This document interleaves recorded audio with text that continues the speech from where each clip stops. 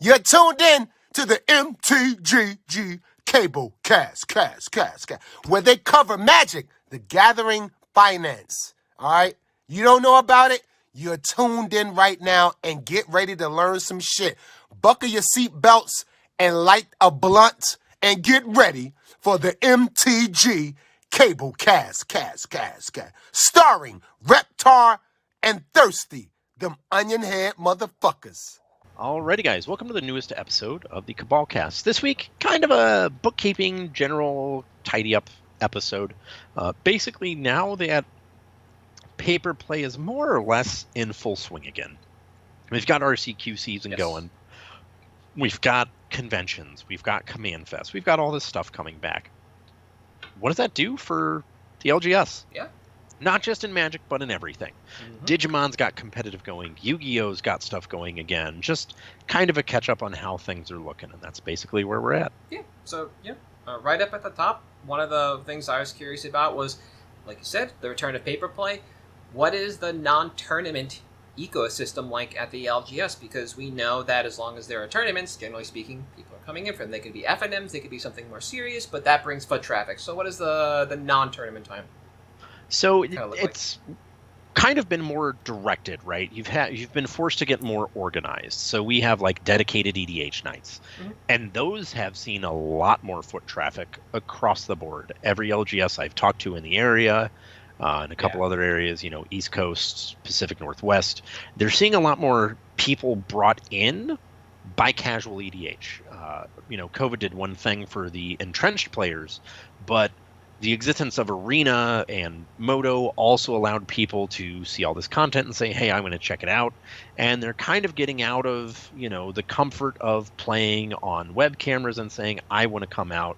I want to see what it's like. I mean, in the last month, I've probably had 8 or 9 people come in and say, hey, so I heard about, this game. I kind of want to get into it. If me and my girlfriend or me and my friends want to play, how do we do it? Yeah. And just get them set up generally with Commander. It's the easiest thing for them to do. They can have a pre-con deck.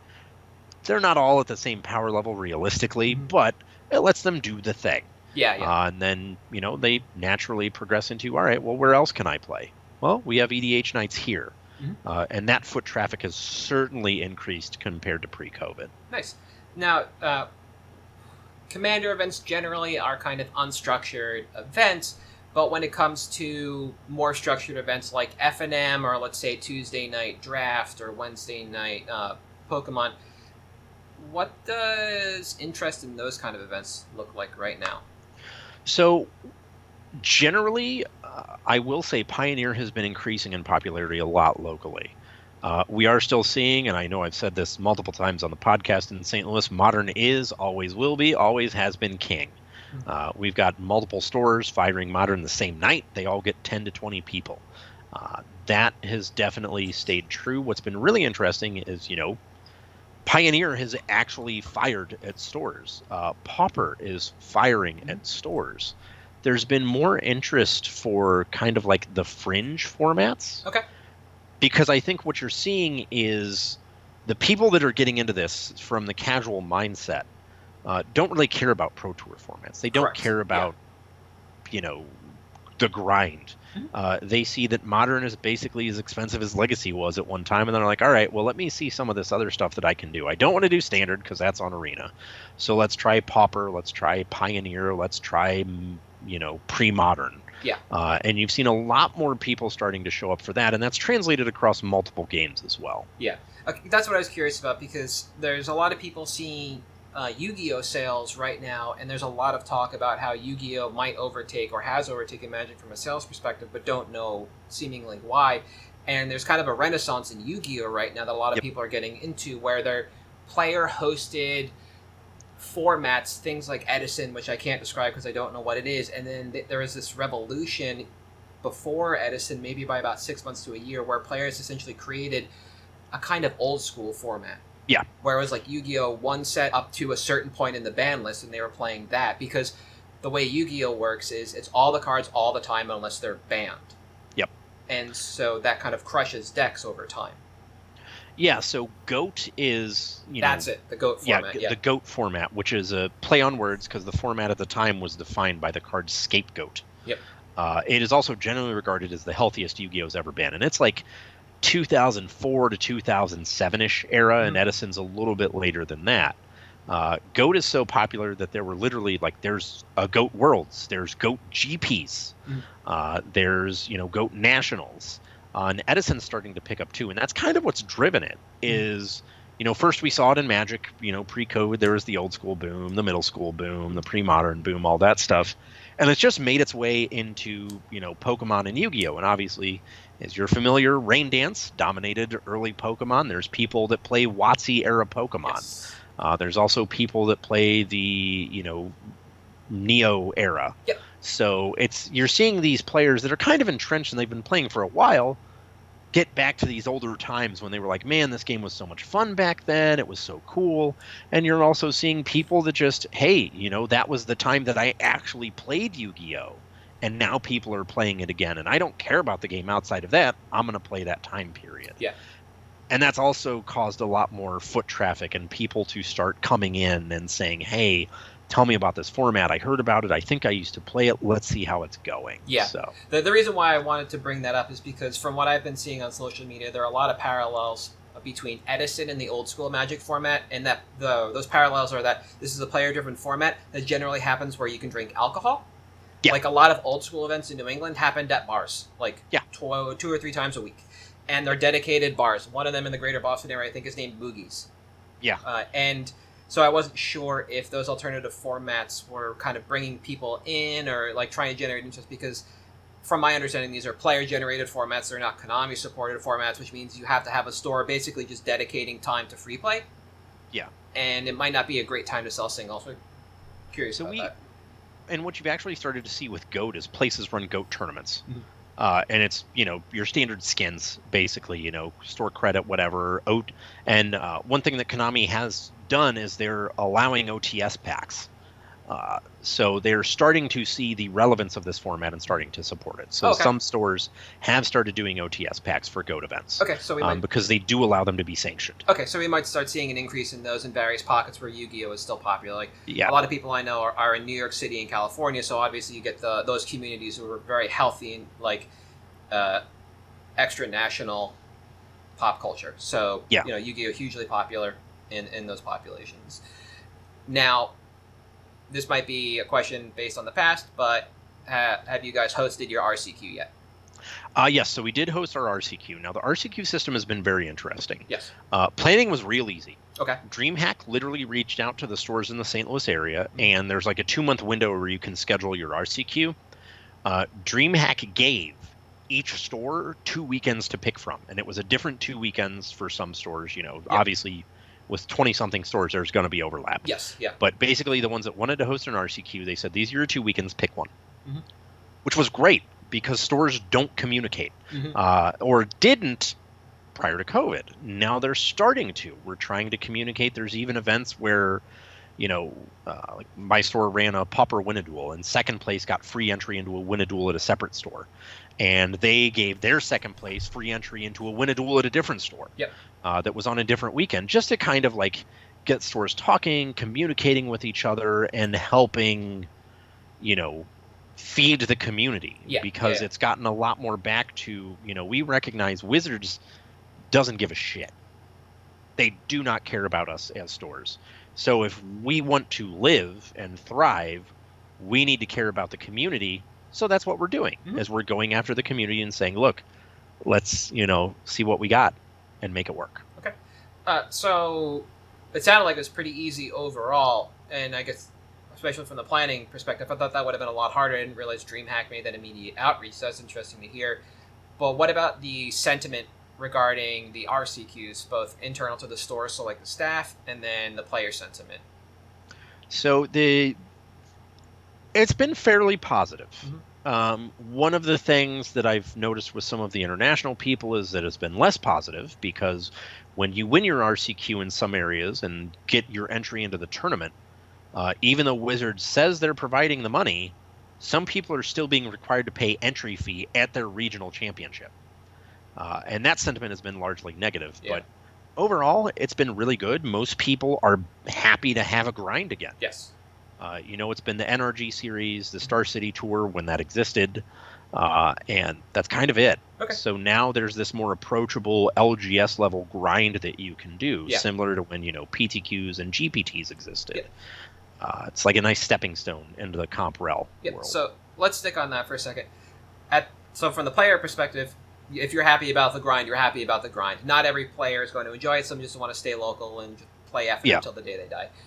Internally to the store, now that you have seen that there's a path for people to grind to, are you happy that there are events for you to host that people can grind?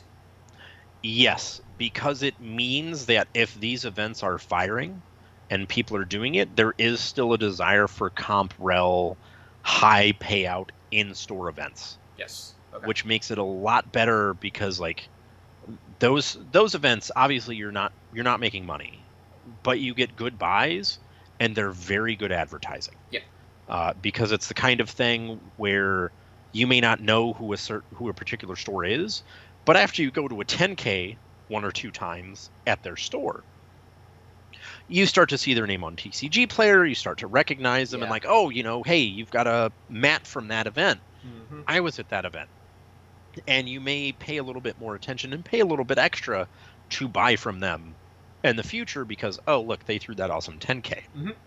Or it's just the kind of thing where if you're, 30 to 45 minutes away, you show up for the 10K and you see a stacked case, well, maybe, you know what, I'm going to be nearby. I'll go 5 to 10, 15 minutes out of my way to swing by and see if they have the cards that I want. Yeah. So it allows those events to exist to get those spiky people in and to get that free advertising, because that's honestly, the retired grinders is what I like to call them. The people that love the high payout events, but we're in our 30s. We have families. Yeah. We're still good at the game. We just don't have time to grind. Show up for those events and they have more money. They spend more money. They care more about the community. The environment matters a lot more to them. And those are the people that, to me, they're not going to be your everyday customers, but they'll be your loyal customers. Yeah. And that goes a long way. Okay. That's kind of what I was hoping to hear, was that there was, from a store that sells singles, the expectation that these are going to be good now and in the future for all of the reasons you listed. Now, you mentioned a little bit of an answer to this next question up top, and that's, are other games picking up in store? And you already mentioned that there's a tournament scene now for things like Digimon. I don't know if Dragon Ball Super still has anything, but this kind of spans the gamut, card games to board games. Yeah. It's, again, COVID was great because a lot of people were stuck at home playing board games. COVID was not great, but that was a benefit of COVID. Sorry, let me correct that. People were at home playing board games, playing card games. Now they wouldn't get out and do this stuff. Yeah. So Digimon has been very, very good. It is a very well-designed game. They are committed to a competitive structure. If I am being completely honest, I am real worried about the longevity of the game because of the power creep. It went from 0 to 100 real fast. Yeah. And you can't keep that up. Correct. Eventually you've got to pull it back, and it's, can you pull it back in a way that's effective enough that it doesn't disenfranchise your players? Yeah. But Digimon is still doing very well. Flesh and Blood has kind of fallen off. MetaZoo still has the competitive scene, but not a local scene. And Dragon Ball is same thing. Yeah. Competitive scene, not a local scene. Okay. But you've seen a lot more people ask about these new games now, which is good. Yeah. So we do have people asking about Flesh and Blood, asking about MetaZoo, asking about Digimon. So it's been very interesting to see, and it's definitely had an uptick in the last couple months. That's interesting. For me, it's always been that Dragon Ball has had a local scene, not a competitive scene, because there are 8 people that'll come together. They'll each buy a case at new set release, and then play a tournament afterwards while cracking their packs. And it almost feels like the 40K crowd, where they just get together and they just drink and bullshit until whatever game they're playing is over. And it's great because that means that store doesn't need to bring in a lot of product, but it does mean that could eventually wither and die because there's not a whole lot of interest in it locally. Fab is kind of interesting to look at because their tournament scene seems fairly vibrant, but the way that they ban cards from constructed play is a little interesting after it only wins so many events, but the way they've changed their print model might help that. It seems like a game that is continuing its stranglehold on card prices, whereby things are going to become artificially expensive because of these bannings when you have to shift off that deck to another one because somebody won the third large event in a row or whatever it is with your hero. So now you have to pivot. And that seems like it could cause some friction later on. But it's good to see that everything's kind of keeping up.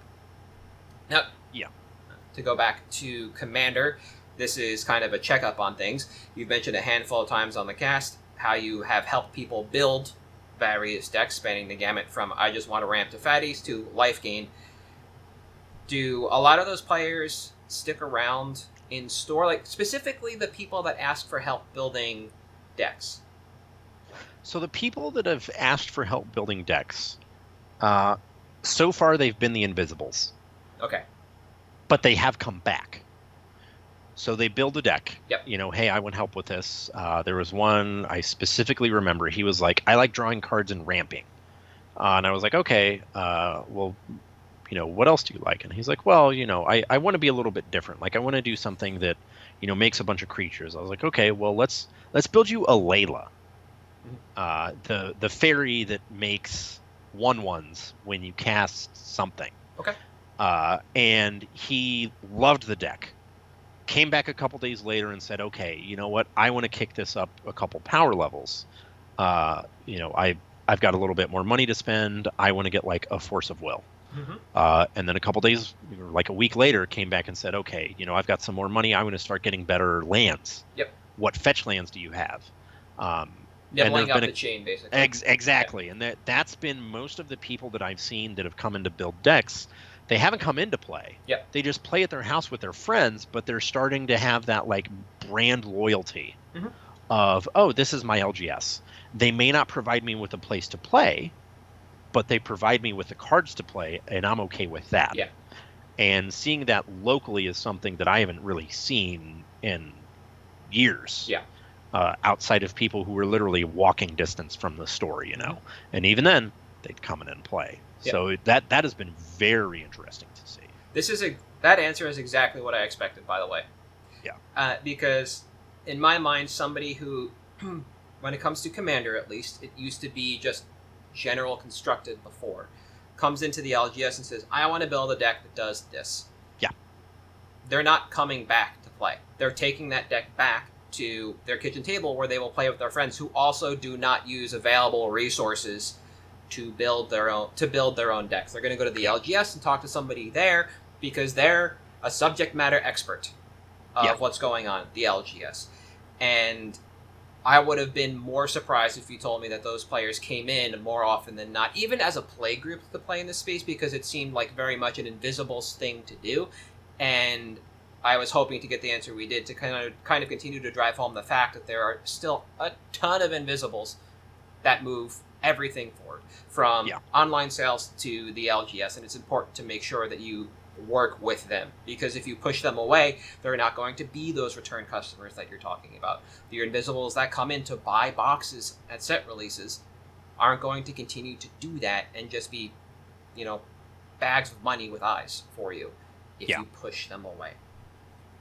So it's interesting because, touching on that, you and I always talk about how the Invisibles are, what drive this. Mm-hmm. And, outside of an LGS environment, when you hear that, you're just like, oh, it's just, some guy. But actually, they're visible just in a very different way. It is the equivalent of the comic book subscription. It is, yeah. Your comic subscriptions should, in theory, pay your rent every month on your store. Everything after that is profit. The Invisibles are essentially the TCG equivalent of your subscriptions. Yep. They come in when they need to come in, and then you never see them again. But as long as you treat them right, they're going to keep buying from you, and that's what you want. Now, we've talked about Commander a lot at the store, and it sounds like you guys have a Commander presence, like a dedicated night or space or something like that. I guess at this point that seems more common than not. Yeah, I think so. And it's, there's some stores that have just the open play days where people just hang out and you'll see people playing, we'll jam a game of Pauper, but then inevitably it ends up in EDH. Yeah. And this was kind of a dead air question because I expect this is the same for all LGSs. You pick a night of the week, you invite your Commander players down, they're going to come in and jam. My LGS, when they were doing Constructed before COVID, it was Monday night, and the place would just be stacked. There would be like 6-person games going, regardless of the fact that everyone took 18 hours. And there's another LGS that does it on Sundays all day, and it's just free to play pods. But they are doing a point system to try and get people to come back. And I don't. They win essentially the Magic equivalent of Flock.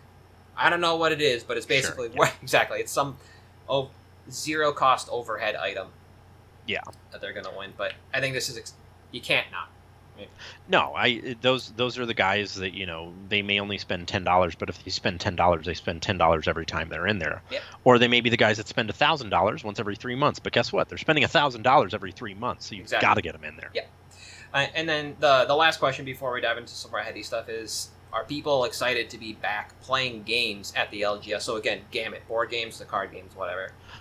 Yeah, I think a lot of people are. And it's definitely something I've seen where, I've seen people when I've gone to play somewhere and I'm like, oh man, I haven't seen you in literally 2 years. Yeah. And just like good to see friends again. There's a lot of people that I know all over the country that got out and are getting back in, and they're like, man, I actually really miss this because like I get to hang out with friends and like shoot the shit. Yep. And it just feels fun. Yeah. And it feels a lot more like when you first started playing. Mm-hmm. And it was all exciting and fun. And it's that. And that's just a good thing to have, I think. Yeah, absolutely. Absolutely. And what is Magic without the Gathering at the end of the day? And it doesn't matter what the Gathering is. It could just be, big grillin', big chillin' at somebody's house. That's the Gathering. Now, to get a little more heady, only a couple of questions here, but this is kind of finance driven. So this is probably what a lot of people are interested in. Margins and cash flow. Since, let's say, the announcement of RCQs, which was like 6 months or so ago, do you have any idea, like in that period, now that Magic's kind of ratcheted up or seeing competitive events? I think it's anecdotally looked better, definitely, and evidentially, in an evidentiary manner, it has also looked better. Okay. The fact that competitive is back is good because it made Pioneer cards profitable, which weren't necessarily profitable before. Yeah. I also think, it's been profitable thus far. It may not be for very much longer, or more profitable thus far. It may not be for very much longer because of how the economy is looking. Which we'll talk about later on. I was actually kind of assuming that you would say once people had bought everything they need for Pioneer or Modern, that things might slow down a little bit because once you buy in, you buy in. But that makes sense. So there is a definitive difference between what we were seeing like during COVID and now. And this is going to be a little more expansive, iterating on this. Maybe we don't have a good idea. What about prior to COVID? So it's looking like COVID was one of the best things that happened to stores that existed online. In terms of financial value. Prices exploded. We all saw it. We saw $1,000 dual lands on buy lists. That was insane. And it's not that good. It's better than it was prior to COVID, but it's also different. Yeah. Rather than having your high-end stuff churn, you're in that sweet $10 to $50 spot now. Okay. Honestly, I have sold more Mana Vaults out of Double Masters than I have Imperial Seals, even though way more people were excited about Imperial Seal than were Mana Vault. Just price point, it's incredibly more liquid, and that may be just because of overall economy. People don't want to drop $120 on a card when they can get a Mana Vault for multiple decks for the same price. One Mana Vault goes in every one of your decks. Yeah. And to kind of tag on to this, there was kind of a change before COVID where, like you mentioned, Pioneer wasn't really profitable. We had Standard. Now we don't have Standard. We have Pioneer. So those have kind of like taken the place of one another. Yeah. Okay. Yeah. The interesting thing there is that because of Pioneer and how the format works, it's made a lot of cards that were sitting in bulk valuable. And to me, that's way more worthwhile than something that's sitting in Standard, because if you're playing Standard, you're paying attention. If you're playing Pioneer, you might not be paying attention, and you may just have a bunch of bulk you sell to someone that you don't recognize what's in there. Yeah. Yeah. Okay. So You mentioned stores that existed online prior to COVID, so this question kind of talks on some other things. Have you been forced to change any procedures for new sales avenues? So this is the digital storefront you just mentioned, or maybe hooking into Amazon, eBay, whatnot. So I've noticed that some stores, what they've started doing, because there's a couple stores that literally don't sell online because they do enough business in store. Oh, okay. They've started inventorying singles, even if they're not listing them online, because of the increased exposure. Everybody knows about this game now. Yeah. The news hasn't been shy about the profitability of the trading card industry. Mm-hmm. There's articles on CNN, everything. Yeah. And there's definitely been some people that have picked up and have since had to drop Amazon because of their accounts getting banned, whatever. That's a Pokemon bulk thing, separate from that. The really interesting procedure has been how places are handling eBay.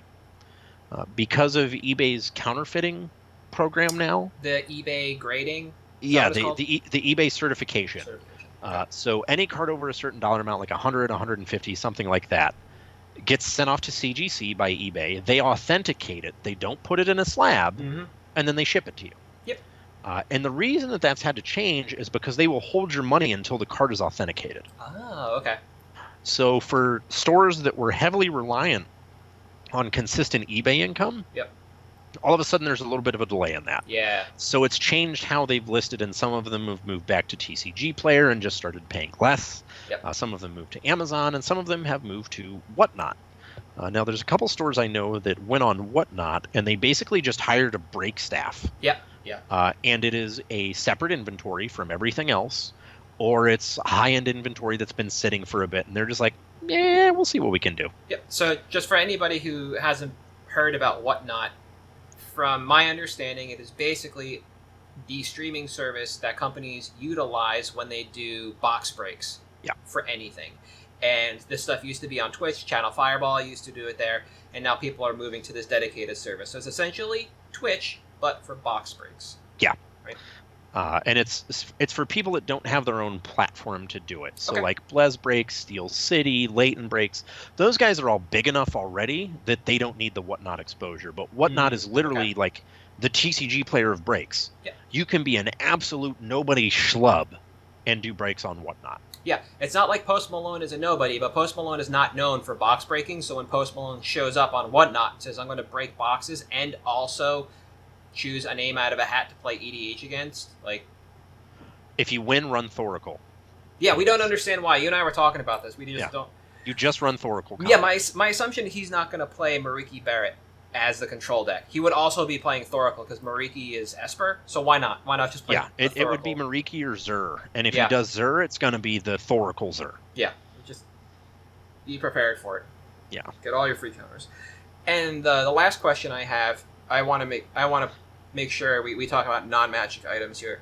So this is a question about supply chain issues and whether or not you're feeling them for other elements in the shop. So this is more than just gaming, but supplies as well. A lot of people should know that for the last 2 or 3 years, top loaders have been very difficult to get, to the point where there's some people selling chunks of used and new inventory for inflated prices on Facebook in Magic groups.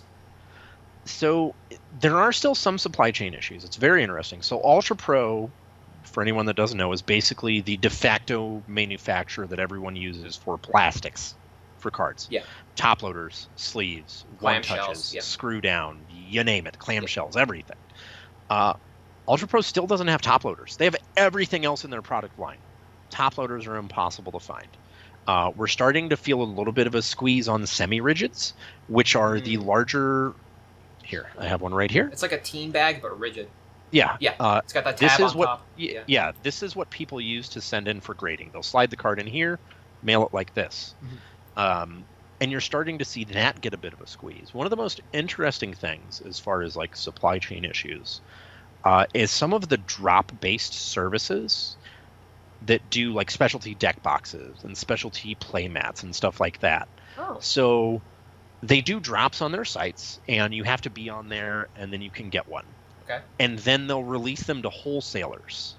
They've stopped releasing them to wholesalers in some cases because of their supply issues. Got it. So now all of a sudden you're seeing this fringe accessory market, which think Spellground mats, basically. Yeah, okay. All of a sudden that's exploding because you can't get it from an LGS anymore. You've got to be on when the drop drops. Yep. And if you miss out, it's just like a shoe raffle. Mm-hmm. If you miss out on your Yeezy size 9, you better be ready to pay at least twice as much. Yeah. Because that's how it is. And that's been one of the biggest supply chain things that we've had to deal with, is some of the like accessories and stuff like that. And then specifically Ultra Pro top loaders and any semi-rigids. Yeah. And we know from Magic there's some varying delays and sets, and that's whatever. The Pokemon Company has mentioned a number of times that things are going on with print runs for their sets. And I assume a lot of that's similar through the rest of the games. One of the things that I don't have eyes on is the board game market, but I feel like sales on those things can be so glacial that you won't really feel it until you have something break out, like when Ascension came out and you just couldn't get it because everybody was buying Ascension. Unless you have a game like that come out, it seems like you wouldn't really feel that in the board game community. And the last question before picks to actually chain off of that is any of that actually impacting your bottom line by a reasonable amount? Not really. Especially the semi-rigid and Ultra Pro top loaders is kind of strange because other companies have been able to pick up the slack. Mm-hmm. So, and that's the really bizarre thing. Like, there's this company, Cardboard Gold. Mm-hmm. You can get their top loaders so readily that stores are doing case discounts on them. Damn. But you can't get Ultra Pro. Yeah. I just don't understand if it's like a manufacturing issue. I know, Shanghai is about to shut down again, so is Hong Kong. So maybe if that's where Ultra Pro manufactures everything, that explains it. But where does this other company that charges less than Ultra Pro under normal circumstances manufacturing these that they can get them here more cost effectively? So just an interesting thing. But no, it hasn't been a noticeable impact on the bottom line. Because you've been able to pivot. Yep. Right. And you're not an individual reseller, so to speak, so you don't have to worry about putting everything in a top loader because you have cases at the LGS, you have backstock boxes to hold things securely. Yeah. Okay. I will say one interesting anecdote about the supply chain issues and like gouging. So this weekend at the National, penny sleeves were $6 for a thing of penny sleeves, and they were selling. Yeah. One rows were $10, and they were selling. Yeah. Like, if you wild. Yeah, we're in the wrong business. Right. Penny sleeves are named as such because there's literally $1 per pack plus tax. Of 100. Yeah. I'm sorry, of 100 yeah. plus tax. And like the BCW thing, if that's who you're using for your one rows, is still so weird because even like you should set up an account and you should just order the minimum requirement through BCW if you have the room to store like 200 of them, because that's all you'll ever need in your life. You just get the account. It's like a Costco membership. You get a Costco membership, you buy all the paper towels, hand soap, and dish soap you'll ever need for your life, and on that one trip, and that's it. You're done. Yeah. We talked about it before, and I would recommend it again because I keep tripping over myself buying like BCW boxes 10 and 20 at a time because I just don't have the room. Like, God, this sucks, man. Yeah. All right. Sucks. Pickens. So I went first last time, I think. I don't know. Yes, you did. Okay. I'll go first this time and keep it with the LGS theme. Yep. So this is entirely anecdotal. There is no information to back this up other than what I have seen at my store and seen at a couple of other stores. And my pick is Inspiring Vantage. Mm-hmm. Why? Featherless Feather. People are starting to play it in Pioneer here locally. I don't think the deck's that great, but the meta is completely different thanks to Wizards actually paying attention to stuff that needs to be banned. Yep. Looking at you next, Ledger Shredder. I think that this is a card that has room for growth. We are seeing a little bit of a spike on the stocks graph, obviously. Yeah. But the one thing that makes me a little bit cautious on this now, before that. All right. I would go about 4 to 8 teeth. I only want a playset or two. Yeah. I think price-wise here, what you're looking at is what we saw with Blackleaf Cliffs and the Scars lands, right? At one point, they hit a $20 to $30 price point each. Blackleaf being the prime example because Jund ran it. Yes. Vantage, you're sitting at like $6, $7 right now. If this doesn't get a reprint anytime soon, when we go into Dominaria, to Brothers War, to whatever plane we're revisiting for the 12th time next year that is themed after color combinations, because they all are, cards like Inspiring Vantage are going to see more play and see more value. Yeah, obviously Spire Bluff is already up there. I wanted to define that for a moment. Cards like Inspiring Vantage aren't just fast lands; they are the enemy colored lands, and those are almost always more important than the ally colored lands. So I just want to make sure those are the 5, right? Yeah. You've got Spire Bluff, Vantage. I have them all up. Blooming Marsh, Concealed Courtyard. Yeah, exactly. Those are where you want to be. And if you look at Spire Bluff, we're already at $20. Well, looking at where where Blackleaf was when it was 30, Dark Slick, Razor Verge, all those were in the 20 to 25 range still, even when Blackleaf started hitting the 30-35 range. Yeah. So there is ostensibly room for a double up here. In terms of timeline, it's going to be closer to the Pro Tour. I think November is probably when you may see something like this surge, especially if a deck like Featherless Feather takes off and does really well on stream. I cannot understate enough, because we're coming away from a time period where streamed coverage didn't exist. Yep. Even before COVID. Stream coverage was something they got rid of. You didn't really have it. You just have Twitch. DreamHack does incredibly good event coverage. If this event is streamed, you are going to see multiple cards quad up and quarter down over the course of that stream, because it hasn't happened for a while, and we're getting back to the point where that is a thing that can happen. Yes. And I think that's huge. Mm-hmm. And it represents a very big opportunity if you are prepared for it ahead of time, because oftentimes you can see buy lists fluctuate in event on like a Star City Games. Yep. So it's something to pay attention to that does allow you to get a little bit of profitability. Again, though, I wouldn't be at more than like at most 3 play sets on this, because this isn't really something you want in EDH. Nope. It's something you only want in 60 card constructed, which means it's going to move as a 2 to 4 of only. Yep. I think 3 for me is the bare minimum I would go, but that's because I have a healthy modern metagame across 2 stores, and this is also a foundational land for the Boros Burn deck, which is the burn deck in modern. As far as Pioneer is concerned, I was just taking a look real quick on MTG decks, and Boros Feather is, over the last 60 days, the last as defined tier 1 deck, so it's basically since the banning, and it moves up the closer you get to essentially the start of RCQs. We might have another banning in between now and DreamHack, or DreamHack and the Pro Tour, which jockeys the format, and being on what is effectively like the second best land is also not a bad position if you want to go for the long term. Yeah. But I think the long term is literally like Jan 2023, whenever that Pro Tour is. And then exactly like you said, you hawk regionals coverage and you hawk Pro Tour coverage, Worlds coverage, and you just move as necessary, because this goes in 2 formats, Modern and Pioneer. Yep. And I'd like to get in on anything that is up and coming, and so looking at this card, we can see it in prices, and we can see it in the metagame difference as you narrow the band of time as an up and coming deck, especially something untapped like this. Yep. No pun intended. Again. For me, I'm sticking with big dumb EDH cards, but we're moving into black for, I think, the first or second time ever instead of green. Yeah. And we are looking at Archfiend of Depravity, a 5-drop demon with flying. And the important part on this card is the triggered ability that says, at the beginning of each opponent's end step, that player chooses up to 2 creatures he or she controls, then sacrifices the rest. If that sounds familiar, I will tell you why in a little bit, as we actually discuss the card. This has been on my short list of cards since the end of March this year. CK was buying 74 at $1.30. There were 185 on TCG Player at $4. And right now, Card Kingdom is buying 65 at $2.25.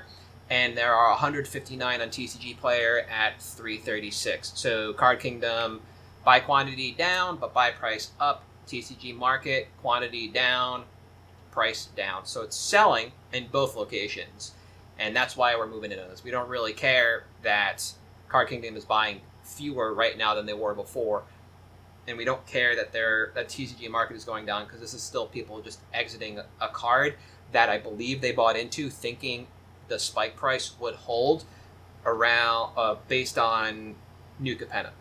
Yeah. Like Strixhaven into New Capenna, and we'll talk about that in a moment. So, where does this sit in Commander? Well, it's another card that I believe is a duck on water. On the surface, it looks and functions like a control card and finisher, but under the surface, it slots into most themes that want to play a medium to long game. So you're not just playing control; you could just be dirtily. You could be a mono 4 and 5 drops deck, and it's going to take you a long time to get there. And Archfiend ensures that you can. Yep. But when you look on this card a little more holistically, on Rec, you see this goes into Demon Tribal. This goes into Sacrifice Tribal, decks like Vax of Mundar. This goes into Control, and the odds and ends aggro deck like Kali of the Bast. But Archfiend plays all through Commander themes, and like the slow and controlling nature plays against the popularity of the card, as not a lot of players and groups like it when games slow down to a glacial pace. So, regardless of theme and purpose of the deck, Archfiend plays the same in each because it's very on the nose, and players have to want to lean into that. Now, as Commander decks become more aggressive and leaner and start to rely on multi-purpose cards, I expect popularity of this to actually uptick because this is a board wipe and control card that also serves as a finisher and powerful reanimation / cheat in target.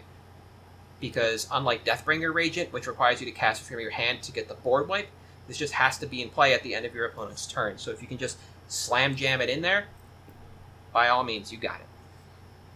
The timeline on this, a little interesting. So market price finally trending upward after stagnation and a crash from Strixhaven and New Capenna expectations, trending upward like Violet's price. So taking 3 months to retrace back up, I would expect that if we buy in now, as Bylist is also rising accordingly, we'll be able to move quantity to Bylist for profit in another 3 months, solidly out at 6 when quantity drains from the market, which I will talk about in a bit. Now, reprint equity. This is difficult. We have not seen a true reprint, but I would expect this to be in a Commander set at some point. So while this is a card that can turn a game into mud, it's not too over the top for a Commander product. Now, what this is over the top for is digital play, and this is what you might be familiar with. The history of this card on Moto is fraught with problems based around the user interface, and while I wouldn't expect that to weigh much on whether or not to reprint a card like this, the user experience is important, as well as accessibility is a concern as well, and this might throw a wrench into a standard reprint. Commander is fine because not all those cards make it to Moto or Arena, but a standard reprint is the difficulty in this. And so what happened with this card is like Lily Veil, where players didn't understand the box they were being presented because the verbiage used in the box read like factor fiction. Yep. And people would always choose the pile with all the creatures to keep, and so it would just literally wrath the board. And when I say all the creatures, I mean all of them that weren't the 2 in the other box. And so it would just wrath the entire board. And it was just a miserable experience. And there was no bug to fix on Moto. So they just left it. It is as it was. And if that ever hits Arena, I expect it to be a little cleaner, but it still has to go through Moto because it's a standard card. And that's why I wouldn't expect a standard reprint. I would expect a Commander reprint. Now, even if we did get a reprint, I would expect this card to recover fairly well, as people have finally begun to utilize this card after years of obscurity, though it will be a slow rebound, and that talks to the multifaceted nature of this card as a control card and an aggressive card, and the fact that it's on the nose and tells you what it's going to do up front, as long as you're okay with that glacial game pace. Yeah. By quantity, right now, the sales velo is rather slow. We're seeing approximately 4 a day move, so I'd be happy with rounding out a dozen or so copies at the, $3.36 it is. So that would be about, $38 to $39 if you're able to get them all from one vendor after tax. Currently, I have close to that between set and promo versions because people were just burning these cards when they were in standard. And I'm happy keeping them and possibly buying in a little more because my cost was so low to begin with. And I don't know, I just expect this card to eventually continue to see slow play and adoption. I think one of the interesting things about this in terms of reprint equity is while it's not explicitly plane specific, Nope. the fact that it has a con watermark on it marks it as plane specific. Yeah. So I think you're right. I don't think even outside of the accessibility, the online interface, anything, I don't think we can see this in a standard set unless we go back to cons, but I feel like Fate wrapped up that storyline pretty well. Or because it's got the Sultai mark on it, we have to see another wedge set. Ikoria wasn't necessarily a wedge set, but with the wedge triomes, that could have been a good location for this. The spike, like I said, was at Strixhaven and held into streets because people expected this obviously to not get reprinted there, but be utilized in some way, shape, or form because there was going to be some kind of demon theme. And then that just didn't really, the demon theme didn't play out.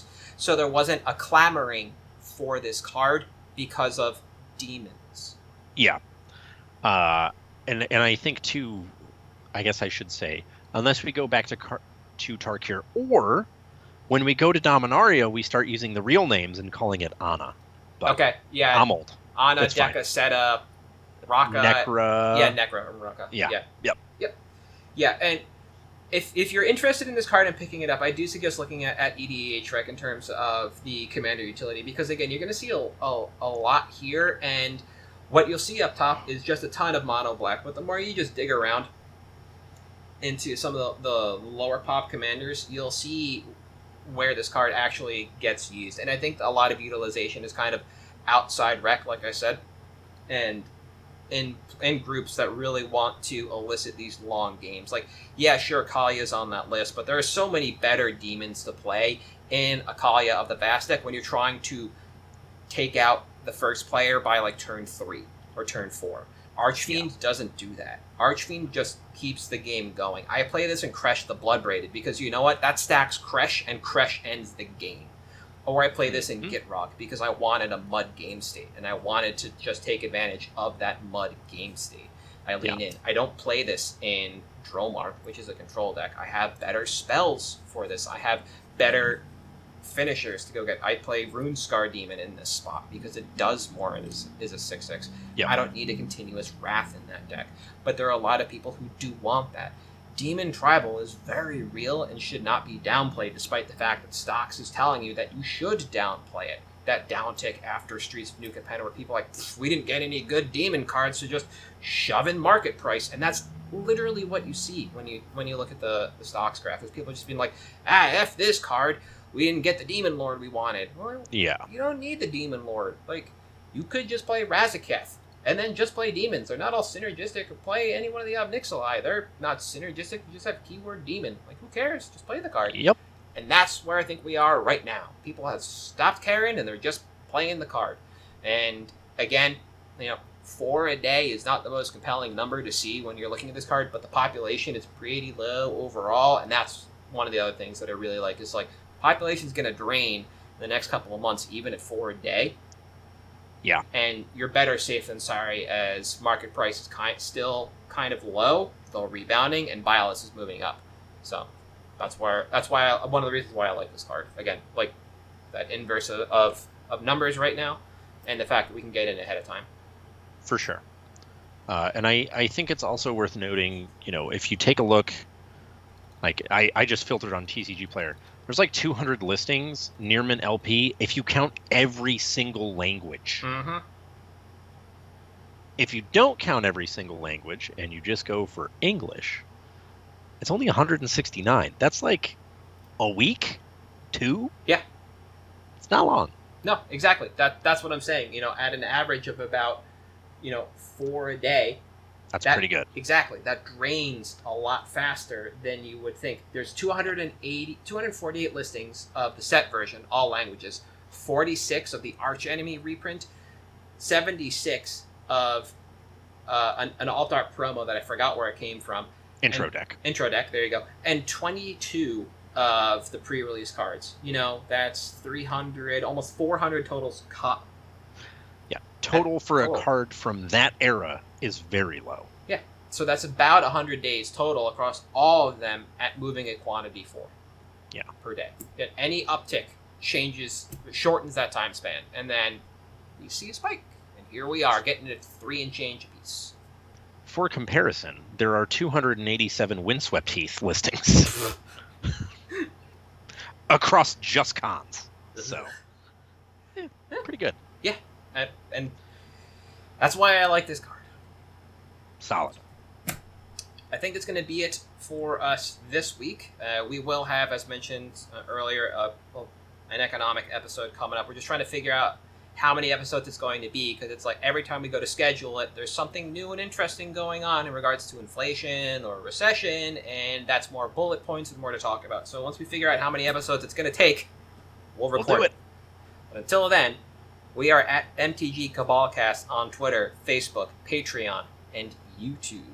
If you want to get in touch with us, I am at Halt, I am Reptar on Twitter. You are at Thirsty Sizzler. We'll see you next week.